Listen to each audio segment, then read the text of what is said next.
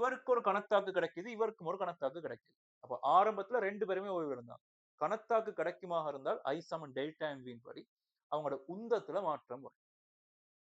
ஆரம்பத்துல 2 பேருமே ஓய்வுல இருந்தாங்க. அப்ப அவரோட உந்தம் மாறுமாக இருந்தால் 2 பேருக்கும் ஒரு வேகம் கிடைக்கப் போகுது. திணிவுல மாற்றம் இல்ல.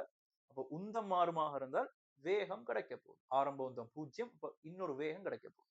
கிடைச்ச வேகம் என்ன? ஃபர்ஸ்ட் அத கண்டுபிடிப்போமே. இல்ல வேகம் தெரியுமாக இருந்தால் இங்கால பக்கம் விசை கூட. அப்ப இவருக்கு கீழ் நோக்கி வேகம் நான் சொல்றேன். கணத்தாக்குக்கு பின்னர் வேகம் கீழ் நோக்கி வீண்டெடுக்கும். அதே வேகம் இவருக்கு மேல் நோக்கி கிடைச்சிருக்கு. V ஆகவே கிடைச்சிருக்கு.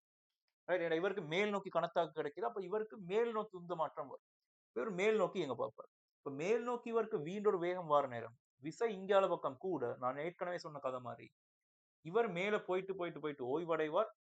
ஓய்வடைஞ்ச பிறகு அந்த ஓய்வடைற தூரம் தான் எனக்கு கேள்வி. திரும்ப எப்படி கீழ வருவார். கீழ வந்து நிலத்தை அடிக்கிற நேரம் இவருக்கு மேல் நோக்கி V காணப்படும். மேல் நோக்கி புவி இருப்பின் கீழே.